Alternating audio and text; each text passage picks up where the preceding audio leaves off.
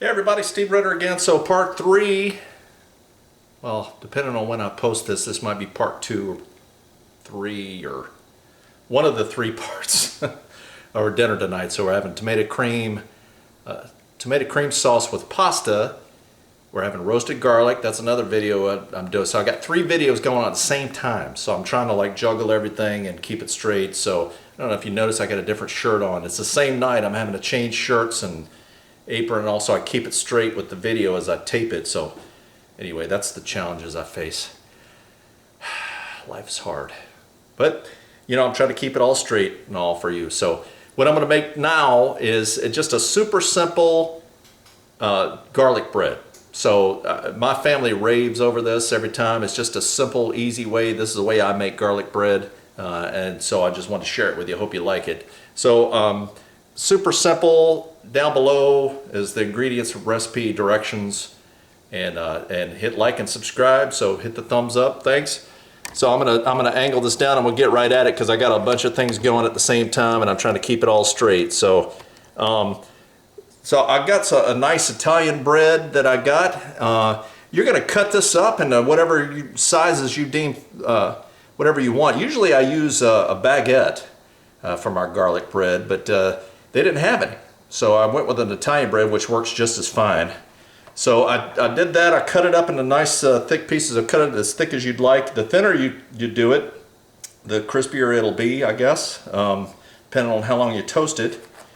And then I put butter in a cup, just microwaved it to melt it. So I got some melted butter. How much? Well, is there ever too much butter? That's the question. And I'm going to just brush, all I'm going to do is brush this butter on the bread here, get it nice and soaked in. So yeah, I did this, started doing this a few years ago.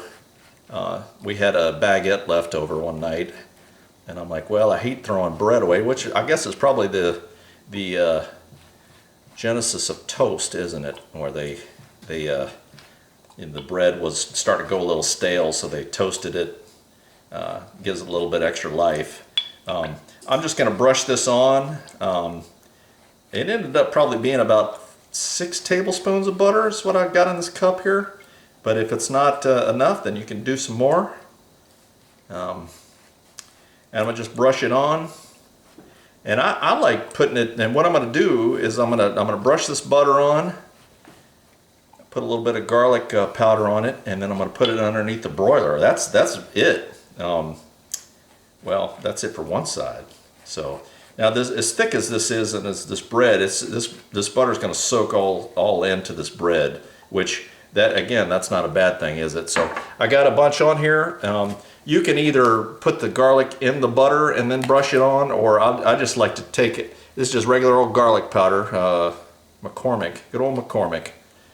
Who is that guy, man? He makes some good spices. And I'm going to just kind of tap it on. All over the top here, and I'm going to put it underneath the broiler until it's as toasted as I want it. Now that's the trick, isn't it? Because I've walked away and forgot that I had this going, and that's a real danger tonight. So you know, putting it underneath the broiler, toast it real quick so you can put it on the low setting or the higher setting.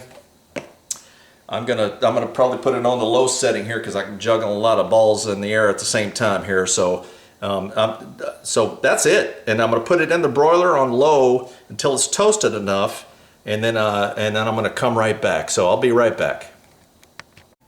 All right, like I said, juggling a lot of balls at one time. So this one's a little bit more done right here. That one's definitely gonna be mine. Probably that one too. These other ones, I think Ravishing Mrs. Ritter will get her pick there. So all I do is just flip this over now. Smells amazing. Garlic powder on there. Just flip them over. Give them another little wash with some butter. I'm going to put another little dash of garlic powder on them.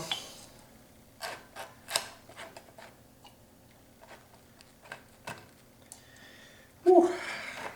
Working up a sweat tonight. Running around, all these different things cooking at the same time. So I tape all these I'm taping all these at the same time, and I'm trying to keep straight what which one's which.